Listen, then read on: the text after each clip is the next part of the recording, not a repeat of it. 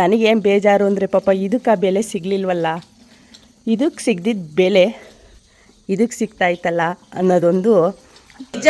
ರಿಯಲ್ಲಾಗಿ ಬಿಡ್ತೀನಿ, ನನ್ನ ಸತೆ ಬಿಡ್ತೀನಿ. ಏನು ನೀನೇ ಇರುತ್ತೆ. ನನ್ನ ಭಕ್ತಾದಿಗಳು ಬರ್ತಾ ಇದ್ದಾರೆ, ನಾನು ದರ್ಶನ ಮಾಡ್ಬೇಕು ಕಣಪ್ಪ. ಇವ್ರಿಲ್ಲ ಅಂದರೆ ಅರ್ಧ ದೂರಕ್ಕೆ ಬಂದು ವಾಪಸ್ ಹೋದ್ರು ಹೋದರೆಯಾ. ನೋಡಿ ಈಗ ಹೋಗಿ ಶರ್ಟ್ ಇಟ್ಕೊಂಬಂದ, ಎಷ್ಟು ಭಯ ಇದೆ ವಿಡಿಯೋ ಅಂದರೆ. ಅದು ಮಾಡಿರೋ ಕೆಲಸ ಇದು ಮಾಡ್ತಿಲ್ಲ, ಬಟ್ ಬೆಲೆ ಇದಕ್ಕೆ ಜಾಸ್ತಿ. ಈಗಿನ ಕಾಲದಲ್ಲಿ ಏನೇ ಆಗಲಿ ವರ್ಕಿಗೆ ಮನಸ್ಸಿಗೆ ಬೆಲೆ ಇಲ್ಲ. ಅಲ್ಲ ನಾನು ಮಾಡೋ ಬೇಳೆ ಬಾತ್ಗೆ ಎದ್ರಿಕೊಂಡಿದೀಯಾ, ಇಲ್ಲ ಬೇಳೆ ಬಾತ್ನೇ ತಿನ್ನಲ್ವ ನೀನು ಎಲ್ಲೂ? ಕಣ್ಣು ಬೇರೆ ಕಾಣಿಸ್ತಾ ಇಲ್ಲ, ಅಲ್ಲೋಟ್ ಕಣ್ಣು ಬಿಟ್ಟರೆ ಅಜಯ.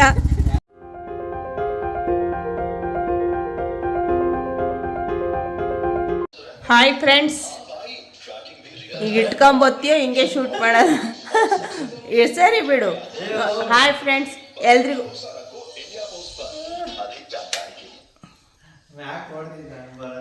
ಹಾಯ್ ಫ್ರೆಂಡ್ಸ್, ಎಲ್ರು ಹೇಗಿದ್ದೀರಾ? ನಾನು ಚೆನ್ನಾಗಿದ್ದೀನಿ, ನೀವು ಕೂಡ ಚೆನ್ನಾಗಿದ್ದೀರಲ್ವ? ಇವತ್ತಿನ ಬೆಳಗ್ಗೆನೆ ವ್ಲಾಗ್ ಶುರು ಮಾಡ್ತಾ ಇದ್ದೀನಿ. ನಿಜ ರಿಯಲ್ಲಾಗಿ ಬಿಡ್ತೀನಿ, ನನ್ನ ಸತೆ ಬಿಡ್ತೀನಿ.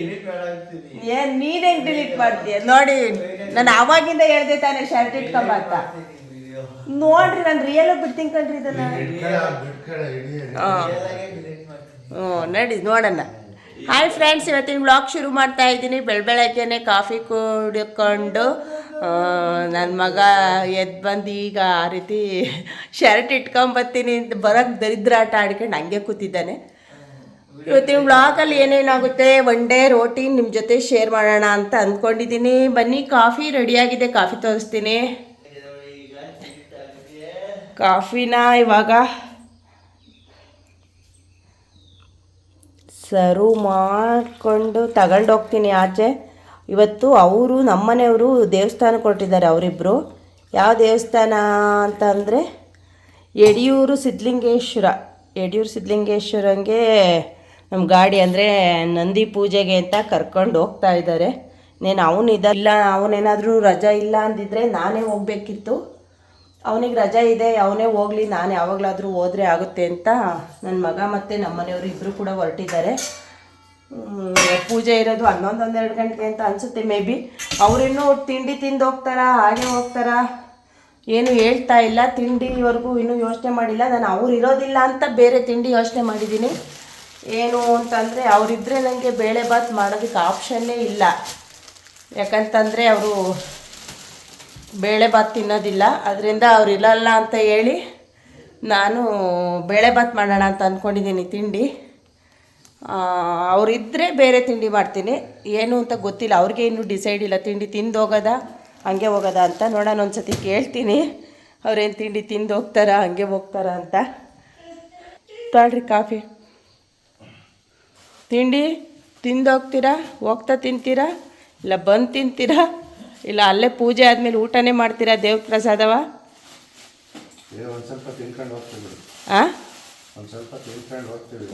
ಹಂಗಾರೆ ನಾನು ಬೇಳೆ ಬಾತ್ ಮಾಡೋಣ ಅಂತ ಅಂದ್ಕೊಂಡಿದ್ದೆ, ನೀವಿರಲ್ಲ ಅಂತವ.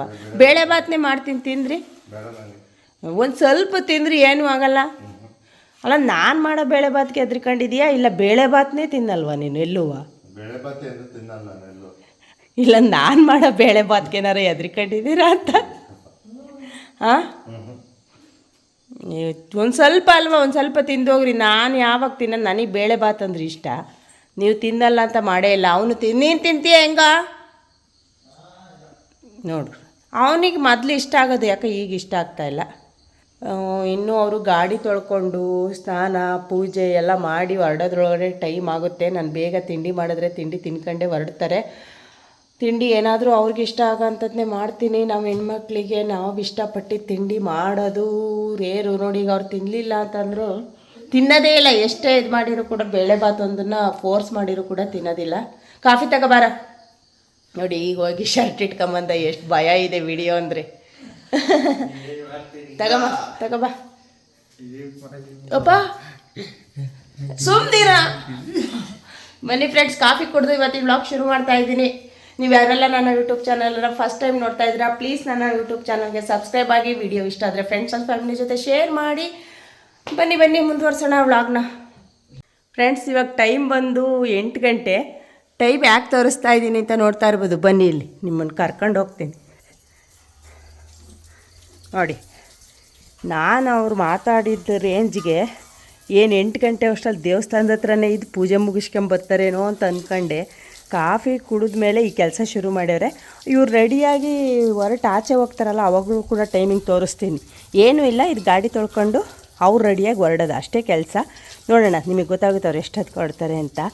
ಇನ್ನೊಂದು ಹೇಳಬೇಕು ನಿಮಗೆ, ಈ ಗಾಡಿ ತೊಳಿತಾ ಇರೋದಕ್ಕೊಂದು ಮೆಸೇಜ್ ಹೇಳ್ತೀನಿ ನೋಡಿ. ಪಾಪ ನಮ್ಮ ಈ ಗಾಡಿ 20 ವರ್ಷದಿಂದ ನಮ್ಮನ್ನು ಒತ್ತಾಡೈತೆ. ಇದು ಮಾಡಿರೋದು ಅದೇ ಕೆಲಸ, ಈಗ ಇದು ಮಾಡ್ತಿರೋದು ಅದೇ ಕೆಲಸ. ನೋಡ್ರಿ ಅಲ್ಲಿ ನಗ್ತಾ ಇರೋದ. ಇದಕ್ಕೆ ನಾನು ಸುಳ್ಳು ಹೇಳಲ್ಲ, 3 ತಿಂಗಳಿಲ್ಲ ಬಿಡಿ, 6 ತಿಂಗಳಿಗೆ ಇಲ್ಲ ಟೋಟಲ್ ಕಂಪಲ್ಸರಿ ಆಯುಧ ಪೂಜೆಲಿ ಒಂದ್ಸಲಿ ಕಂಪಲ್ಸರಿ ತೊಳೆಯೋರು. ಅದ್ರ ಮಧ್ಯೆ ಯಾವಾಗ ತೊಳೆದಿದ್ದಾರೆ ಅಂತ ನಂಗೆ ಸರಿ ಗೊತ್ತಿಲ್ಲ.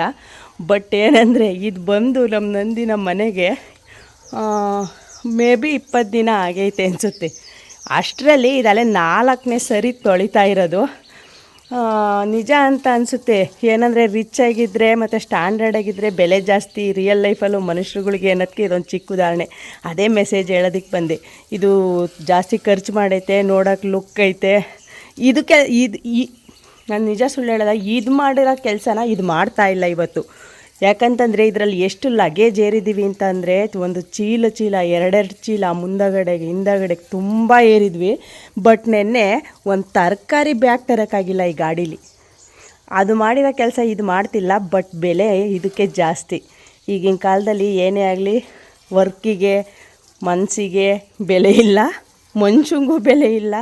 ಆ ಥರ ಇರುತ್ತಲ್ಲ, ಹಂಗೆ ಇದು ದುಡ್ಡು ಕೊಟ್ಟು ಸ್ಟ್ಯಾಂಡರ್ಡಾಗಿದೆಯಲ್ಲ, ಅದಕ್ಕೆ ಬೆಲೆ ಜಾಸ್ತಿ. ತೊಳೆದು ಮಕ್ಕೆ ತೊಳಿತಾ ಇದ್ದಾರೆ. ಬಂಟಿ ನಿನ್ನ ಸಾಬೂನು ಸ್ಲೋನಾ ಅನ್ನೋ ತನಕ ಅವ್ರ ಗಾಡಿ ಇದನ್ನು ತೊಳಿತಾ ಇದ್ದಾರೆ. ನನಗೇನು ಬೇಜಾರು ಅಂದರೆ, ಪಾಪ ಇದಕ್ಕೆ ಬೆಲೆ ಸಿಗಲಿಲ್ವಲ್ಲ, ಇದಕ್ಕೆ ಸಿಗ್ದಿದ್ದ ಬೆಲೆ ಇದಕ್ಕೆ ಸಿಗ್ತಾಯ್ತಲ್ಲ ಅನ್ನೋದೊಂದು ನನಗೆ ಬೇಜಾರು. ಮನುಷ್ಯರಿಗೂ ಅಷ್ಟೇ, ಏನೇ ಕೆಲಸ ಮಾಡ್ತೀವಿ ನಾವು ಒಳ್ಳೆ ತನಕಿರ್ತೀವಿ ಅದೆಲ್ಲ ಲೆಕ್ಕಲ್ಲ. ಸ್ವಲ್ಪ ರಿಚ್ಚಾಗಿ ಸ್ಟ್ಯಾಂಡರ್ಡಾಗಿರಬೇಕು, ಮೇಂಟೈನ್ ಮಾಡೋದು ಬರಬೇಕು. ಈಗಿನ ಕಾಲದಲ್ಲಿ ಒಂದು ತಿಳಿತು, ಅದನ್ನೇ ಮೆಸೇಜ್ ನಿಮ್ಗೆ ಹೇಳಬೇಕು ಅಂತಿದ್ದು. ಬನ್ನಿ, ಇವಾಗ ನನಗೂ ಟೈಮ್ ಆಗಿದೆ ಅವ್ರು ಹೊಡೋದ್ರೊಳಗೆ. ಇನ್ನು ಹೆಂಗಿದ್ರು ನಾನು ತಿಂಡಿ ಇವತ್ತು ನನಗೆ ಒಬ್ಳಿಗೆ ಮಾಡ್ಕೊಳ್ಳೋಣ ಬೇಳೆ ಭಾತ ಅಂತ ಖುಷಿಯಾಗಿದ್ದೆ. ಹೆಂಗೋ ತಿಂಡಿಗಿರೋದಿಲ್ಲ ಅಂತ ಹೇಳಿ. ಬಟ್ ಇವ್ರು ಹೋಗಂಗೆ ಕಾಣಲ್ಲ.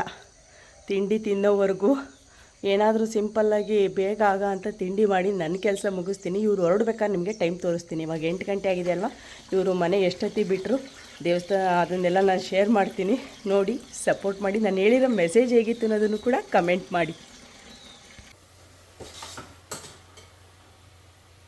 ಫ್ರೆಂಡ್ಸ್ ನೋಡಿ, ನಂದಂತೂ ಬಿಸಿ ಉಪ್ಪಿಟ್ಟು ರೆಡಿ ಆಯಿತು. ನೀವು ನೋಡ್ತಾ ಇರ್ಬೋದು.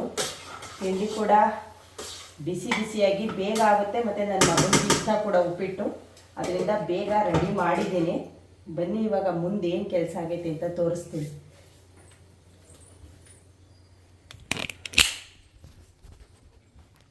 ನೋಡಿ, ಇಲ್ಲಿ ಪೂಜೆಗೂ ಕೂಡ ಎಲ್ಲ ರೆಡಿ ಮಾಡಿದ್ದೀನಿ. ಪೂಜೆ ಮಾಡೋದಕ್ಕೆ ನನ್ನ ಮಗನಿಗೆಲ್ಲ ರೆಡಿ ಮಾಡಿದ್ದೀನಿ. ಟೈಮ್ ತೋರಿಸ್ತೀನಿ. ಫಸ್ಟ್ 8:45 ಆಗ್ತಾಯಿತೆ. ಅಲ್ಲಿ ಮಾತ್ರ ಇನ್ನೂ ವಾಷಿಂಗ್ ನಡೀತಲೇ ಐತೆ. ನಾನು ತಿಂಡಿ ಮಾಡಿ ಪೂಜೆಗೆ ರೆಡಿ ಮಾಡಿ ಅಷ್ಟು ಮಾಡಿದ್ರು ಇನ್ನೂ ವಾಷಿಂಗ್ ಕಂಪ್ಲೀಟ್ ಆಗಿಲ್ಲ. ಜಾಸ್ತಿ ಹತ್ರಕ್ಕೆ ಹೋದರೆ ಸಿಟ್ಟು ಬರ್ತೈತೆ. ಬನ್ನಿ, ಅದು ಎಷ್ಟೊತ್ತಿಗೆ ಹೊರಡ್ತಾರೆ ಅಂತ ನಾನು ನಿಮ್ಮ ಜೊತೆ ಶೇರ್ ಮಾಡ್ತೀನಿ. ಪೂಜೆ ಪ್ಲಸ್ ಉಪ್ಪಿಟ್ಟು ತೋರಿಸ್ತೀನಿ. ನಾನು ತರಕಾರಿನೂ ಕೂಡ ಹಚ್ಚಿರಲಿಲ್ಲ. ಅವರು ಗಾಡಿ ತೊಳೆಯೋಕೆ ಹಿಡಿದಾಗ ತರಕಾರಿ ಎಲ್ಲ ಹಚ್ಕೊಂಡು ಉಪ್ಪಿಟ್ಟು ರವೆ ಹುರಿದು ಉಪ್ಪಿಟ್ಟು ಮಾಡಿ, ಆದರೂ ಅವ್ರ ಕೆಲಸ ಆಗಿಲ್ಲ. ಫೈನಲಿ ಎಷ್ಟೊತ್ತು ಹೊರಡ್ತಾರೆ ಅಂತ ನೋಡೋಣ.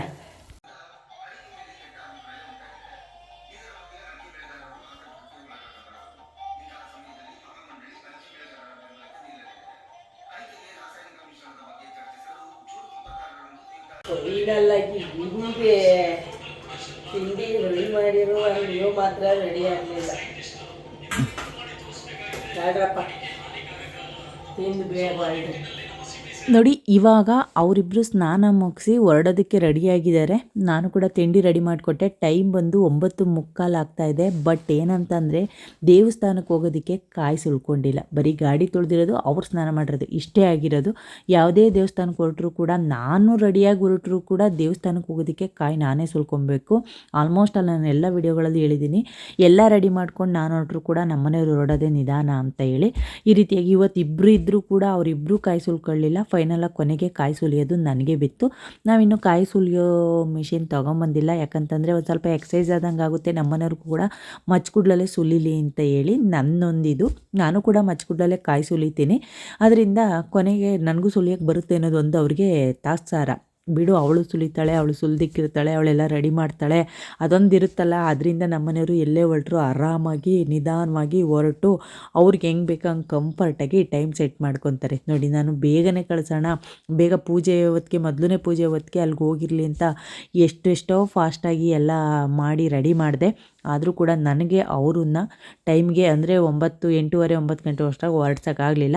ಹತ್ತತ್ರ ಇವರು ಮನೆ ಬಿಡೋದ್ರೊಳಗಡೆ 10 ಗಂಟೆ ಆಗುತ್ತೆ ಅಂತ ಅಂದ್ಕೊಂಡಿದ್ದೀನಿ. ಮೇ ಬಿ ನೋಡಿ ಎಷ್ಟು ನಿಧಾನ ನಮ್ಮ ಮನೆಯವರು ಅಂತ.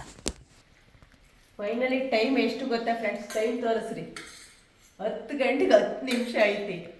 ಎಷ್ಟೊತ್ತ ಶುರು ಮಾಡಿದವ್ರು ಗಾಡಿ ಕಡೆಗೆ 8 ಗಂಟೆಯಲ್ಲಿ, ಈಗ 10 ಗಂಟೆ ಆಗೈತೆ. ನಾನಂತೂ ಒಂದೇ ಉಸಿರಿಗೆ ಇನ್ನು ಅವ್ರು ಹೋದ್ಮೇಲೆ ನಾನು ಸ್ನಾನ ಮಾಡೋಂಗಿಲ್ಲ ಬೇಗ, ಅಂದರೆ ಅವ್ರು ಹೋದ ತಕ್ಷಣವೇ ಸ್ನಾನಕ್ಕೆ ಹೋಗಬಾರ್ದು ಅಂತವ. ಅವ್ರು ಇದ್ದಂಗೆ ಸ್ನಾನನೂ ಮುಗಿಸಿ ಅವ್ರಿಗೆ ವೆಯ್ಟ್ ಮಾಡಿದ್ರು ಕೂಡ ಅವ್ರು ಮಾತ್ರ ರೆಡಿ ಆಗಲಿಲ್ಲ. ಅವ್ನು ಈಗ ತಿಂಡಿ ತಿಂತಾವನೆ, ಇವರು ಈಗ ತಿಂಡಿ ತಿಂದು ಮುಗಿಸವ್ರೆ. ನಾನೀಗ ಒಂದು ಬ್ಯಾಗ್ ರೆಡಿ ಮಾಡಿಕೊಟ್ಬಿಟ್ಟು ಅವ್ರನ್ನ ಕಳಿಸ್ಬಿಟ್ಟು ಸಮಾಧಾನಕ್ಕೆ ತಿಂಡಿ ತಿನ್ನೋಣ ಅಂತ. ಫೈನಲ್ಲಾಗಿ ಬಾಳೆಹಣ್ಣು ಮತ್ತು ಕಾಯಿ ಇಟ್ಟೈತೆ ಅಂದರೆ ಇನ್ನು ಹೂ ಮತ್ತು ಕಡ್ಡಿ ಕರ್ಪೂರ ತಗೊಳ್ರಿ. ಆದರೆ ಅಲ್ಲೊಂಚೂರು ವಿಡಿಯೋ ಕ್ಲಿಪ್ ತಗೊಂಬರ್ರಿ, ಪೂಜೆ ಮಾಡಿಸಿದ್ದ ವಿಡಿಯೋಕ್ಕೆ ಶೇರ್ ಮಾಡೋಣ, ಎಲ್ರಿಗೂ ಯಡಿಯೂರು ಸಿದ್ಧಲಿಂಗೇಶ್ವರ ದರ್ಶನ ಮಾಡಿಸೋಣ. ನಂದಂತೂ ಇವರು ಕಳಿಸೋ ತಕ್ಕನ ಕೆಲಸ ಇದಾಯಿತು, ಕಾಯಿನೂ ನಾನೇ ಸುಲ್ಕೊಂಡಿದ್ದಾಯಿತು. ಆಗ್ಲಿಲ್ವೇನಮ್ಮ? ಬಂದ್ರಿ, ಈಗ ಕಳಿಸ್ಬಿಟ್ಟು ನಾನು ತಿಂಡಿ ತಿಂತೀನಿ. ಹಾಕಿ ಕೇಳ್ರಿ, ಹಾಕಿ ಕೇಳ್ರಿ. ಕನ್ನಡಕ ಅಲ್ಲಿ ಬರ್ಬೇಡ, ಅಲ್ಲಿ ಕಾಣಿಸ್ತಾ ಇಲ್ಲ ಅನ್ಸತಿ. ಯಾಕೆ ಕನ್ನಡಕನೂ ಬೇಕಾಯ್ತು? ವಾಚು ಬೇಕು. ಅಯ್ಯೋ, ಏನ್ ತಗೊಂಡಿದ್ದೀರಾ? ಖರ್ಚಿಗೆ ತಗೊಂಡಿದ್ದೀರಾ? ಹ್ಞೂ, ಆಕಾಶಿ ತಾಳ್ಕೊಳ್ಳೋ ಟೈಮ್ ಅಂತ ಅಲ್ಲ ತಡ್ರಿ. ಖರ್ಚು ಕೊಡು. ಇಲ್ಲ ತಗೊಂಡಿಲ್ಲ, ಟೈಮ್ ಆಯ್ತು. ಒಬ್ಬೊಬ್ಬ ಈಗ ಟೈಮ್ ಆತಂತಿ. ಅಯ್ಯೋ, ಖರ್ಚಿಪ್ ಜೋಬಲ್ಲಿ ಇಲ್ವೇನ್ರಿ? ಖರ್ಚಿಪ್ ತಗೊಳಲ್ವಲ್ರಿ, ಹೋಗತ್ತ.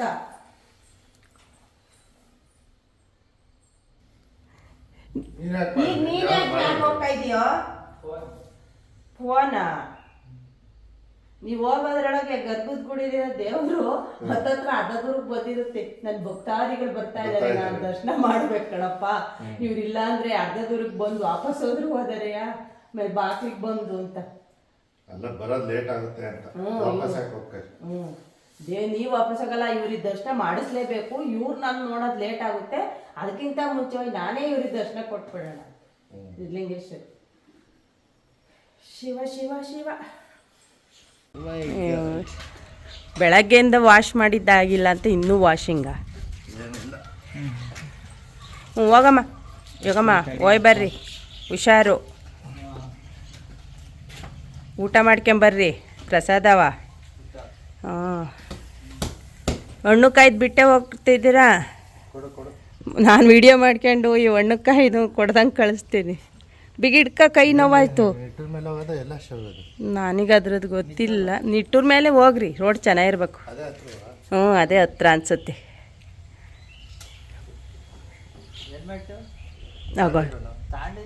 ಹೆಲ್ಮೆಟ್ ಹಾಕ್ಯಣಲ್ವಾ ಅಂತ ಅವನಿ ಹೋಗ್ತಾ ಹೋಗ್ತಾ.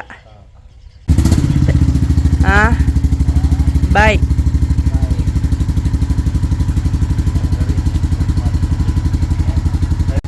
ಎಷ್ಟು ಕಿಲೋಮೀಟ್ರ್ ಐತಿ? ಕಣ್ಣು ಬೇರೆ ಕಾಣಿಸ್ತಾ ಇಲ್ಲ, ಅಲ್ಲೊಂದು ಕಣ್ಣು ಬಿಟ್ಟರೆ ಅಜಯ. ಅಲ್ಲಿ ಮೀಟ್ರು ನೋಡೋಕ್ಕೆ ಇದರಲ್ಲಿ ಕನ್ನಡದಲ್ಲಿ ನೆನ್ನೆ ಸಾಕ್ಷಿದ ಮೇಲೆ 2 ಎತ್ತಿರೋದು. ಹಾಂ, ಏನಿಲ್ಲ, ಬರ್ತೀರಾ? ಬಾಯ್ ಬಾಯ್. ವಿಡಿಯೋ ಮಾಡಲಿಲ್ಲ ಅಂದ್ರೆ ಐತಿ ನಿಂಗೆ ಅಲ್ಲಿ ಇವತ್ತ ಏನಿಲ್ಲ. ಬಾರಪ್ಪ ತಿಂಡಿ ತಿಂದಾನಾ? ಆಯ್ತು ಆಯ್ತು ಆಯ್ತು. ಈಗ ತಿಂಡಿ ತಿಂದು ವಿಡಿಯೋ ಎಡಿಟಿಂಗ್ ಮಾಡಬೇಕು. ಕೆಲಸ ಇದೆ ಜಯೋ. ಫ್ರೆಂಡ್ಸ್ ಫೈನಲ್ ಆಗಿ ನೋಡಿ ಇಷ್ಟೊತ್ತಿಗೆ ಹೋಗಿದ್ದಾರೆ.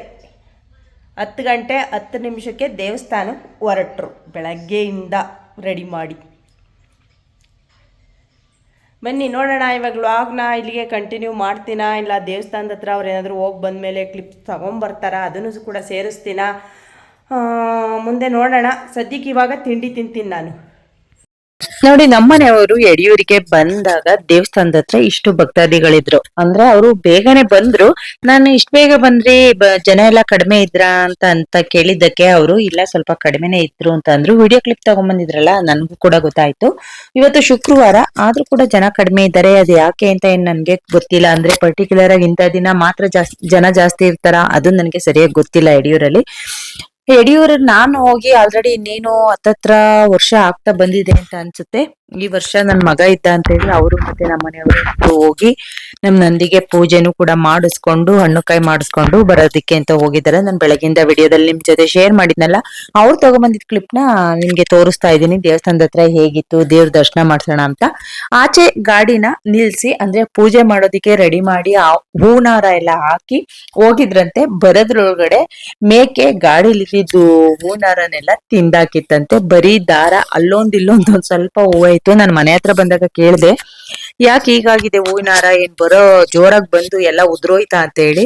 ಇಲ್ಲ, ಮೇಕೆ ಈ ರೀತಿ ಮಾಡಿತ್ತು ಅಂತ ಅಂದ್ರು. ಹಾಗೆ ಪೂಜೆ ಮಾಡಿಸ್ಕೊಂಡು ನಮ್ಮನೆಯವರು ಬಂದಿದ್ದಾರೆ. ಫೈನಲ್ ಆಗಿ ನಮ್ ನಂದಿಗಂತೂ ಸಿದ್ಲಿಂಗೇಶ್ವರನ ಆಶೀರ್ವಾದ ಸಿಕ್ತು. ಅದು ಯಾವಾಗ್ಲೂ ಕೂಡ ಚೆನ್ನಾಗಿರ್ಲಿ, ಮತ್ತೆ ನಾವು ಕೂಡ ಚೆನ್ನಾಗಿರ್ಲಿ ಅಂತ ನಮ್ಮ ಮನೆಯವರು ಪೂಜೆ ಮಾಡಿಸ್ಕೊಂಡು ಬಂದಿದ್ದಾರೆ. ನಿಮ್ಗೂ ಕೂಡ ನಾವು ಸಿದ್ಲಿಂಗೇಶ್ವರನ್ ದರ್ಶನ ಮಾಡ್ಕೊಟ್ವಿ. ನಾವೆಲ್ಲ ನೀವು ತುಂಬಾ ಜನ ಸಿದ್ಲಿಂಗೇಶ್ವರಂಗೆ ಒಕ್ಲುಗಳಿದ್ದೀರಾ, ಅದು ಖಂಡಿತವಾಗ್ಲೂ ಗೊತ್ತು. ಸಿದ್ಲಿಂಗೇಶ್ವರರು ಇಲ್ಲೇ ಇದ್ದಾರೆ ಯಡಿಯೂರಲ್ಲಿ ಅಂತ ಮಾತ್ರ ಅಲ್ಲ, ನಮ್ಮೂರ್ ಪಕ್ಕ ಗೊಲ್ಲಳ್ಳಿಲೂ ಇದ್ದಾರೆ, ಹಾಗೆ ಪೂರ ಅಲ್ಲೂ ಕೂಡ ಸಿದ್ಲಿಂಗೇಶ್ವರರು ಇದ್ದಾರೆ. ಎಲ್ಲ ಹತ್ರ ಇರೋದು ಕೂಡ ಒಬ್ರೇ ಸಿದ್ಲಿಂಗೇಶ್ವರರು. ಅಂದ್ರೆ ಇಲ್ಲಿ ಸ್ವಲ್ಪ ದೊಡ್ಡ ಮಟ್ಟದಲ್ಲಿ ನೆಲೆಯೂರಿದ್ದಾರೆ. ಹಾಗಾಗಿ ಇನ್ನು ಚಿಕ್ಕದಾಗಿ ಎಲ್ಲ ಹತ್ತತ್ರ ಊರುಗಳಲ್ಲೂ ಕೂಡ ಸಿದ್ಲಿಂಗೇಶ್ವರನ ದೇವಸ್ಥಾನಗಳಿದೆ. ನಾವು ಪ್ರತಿ ವರ್ಷನೂ ಕೂಡ ಇಲ್ಲಿ ನಮ್ಮೂರ್ ಪಕ್ಕ ಇರ್ತಕ್ಕಂಥ ಗೊಲ್ಲಳ್ಳಿಗೂ ಕೂಡ ಹಣ್ಣು ಕಾಯಿ ಮಾಡಿಸ್ತೀವಿ, ಹಾಗೆ ಯಡಿಯೂರ್ಗೂ ಹೋಗಿ ಮಾಡಿಸ್ತೀವಿ. ಪುರ ನಮ್ಮ ಅಜ್ಜಿ ಊರು. ನಾನು ಅಲ್ಲಿದ್ದಾಗ, ಅಂದ್ರೆ ನನ್ನ ತವ್ರ ಮನೇಲಿದ್ದಾಗ ಪ್ರತಿ ವರ್ಷನೂ ಕೂಡ ಪುರಕ್ಕೆ ಹೋಗ್ತಿದ್ವಿ. ಇತ್ತೀಚೆಗೆ ಎಲ್ಲೂ ಪುರದಲ್ಲಿ ಇರ್ತಕ್ಕಂಥ ಸಿದ್ಲಿಂಗೇಶ್ವರರ್ಗೆ ಹೋಗಿಲ್ಲ. ವರ್ಷ ಗೊಲ್ಲಳ್ಳಿ ಮತ್ತೆ ಯಡಿಯೂರಿಗೆ ಹೋಗ್ ಬರ್ತಾ ಇದೀವಿ. ದರ್ಶನ ಅಂತೂ ತುಂಬಾ ಚೆನ್ನಾಗಾಯ್ತಂತೆ. ನಮ್ಮನೆಯವರು ಬೇಗನೆ ಬಂದ್ರು. ಹೋಗಿದ್ ಲೇಟ್ ಆಗಿತ್ತು, ನಾನ್ ಬರೋದ್ ಲೇಟ್ ಆಗುತ್ತೇನೋ ಅಂತ ಅನ್ಕೊಂತಾ ಇದ್ದೆ. ಇಲ್ಲ, ಬೇಗನೆ ಆಯ್ತು ಪೂಜೆ ಎಲ್ಲ ಅಂತ ಹೇಳಿ 1-2 ಗಂಟೆ ಹೊತ್ತಲ್ಲಿ ಬಂದ್ರು. ಅವರು ತಿಂಡಿ ಮನೇಲೆ ತಿಂದು ಹೋಗಿದ್ರಿಂದ ದೇವಸ್ಥಾನದ ಹತ್ರ ಊಟ ಮಾಡಿದ್ರಂತೆ. ಊಟನೂ ಕೂಡ ಅಷ್ಟೇ ಚೆನ್ನಾಗಿತ್ತು. ಪಾಯಸ ಮತ್ತೆ ಚಿತ್ರಾನ್ನ ಎಲ್ಲ ಮಾಡಿದ್ರು ಅಂತ ಅಂದ್ರು. ಊಟದ ಹತ್ರ ಅವರು ಯಾವ್ದೇ ಕ್ಲಿಪ್ ತಗೊಂಡಿಲ್ಲ. ನನ್ ಮಗ ಹೋಗಿದ್ದೆ, ನಾನ್ ಬೇಗ ಬರ್ಬೇಕು ಅಂತ ಅರ್ಜೆಂಟ್ ಅಲ್ಲೇ ಹೋಗ್ತಾರೆ. ಮಕ್ಳಿಗೆ ದೇವಸ್ಥಾನ ಅಲ್ಲಿ ಇಲ್ಲಿ ಹೋಗಿ ಟೈಮ್ ಪಾಸ್, ಅವ್ರಿಗೆ ಸ್ವಲ್ಪ ಬೋರ್ ಅನ್ಸುತ್ತೆ. ಅವ್ರ ಏಜಿನ ಮಕ್ಳು ಜೊತೆ ಓಡಾಡ್ಕೊಂಡು ಹೋಗ್ರಿ ಅಂದ್ರೆ ತುಂಬಾ ಖುಷಿಯಾಗಿ ಹೊರಡ್ತಾರೆ. ಅದೇ ಈ ರೀತಿ ಫ್ಯಾಮಿಲಿ ಜೊತೆ ಬನ್ನಿ ಹೋಗೋಣ ಅಂತ ಅಂದ್ರೆ ಅವ್ರಿಗದ್ ಬೋರಿಂಗೆ. ನನ್ ಮಗ ಅರ್ಜೆಂಟ್ ಮಾಡಿದ್ದಾನೆ ಅಂತ ಹೇಳಿ ನಮ್ಮನೆಯವರು ಊಟದ ಹತ್ರ ಎಲ್ಲ ವಿಡಿಯೋ ಎಲ್ಲ ತಗೊಂಡಿಲ್ಲ.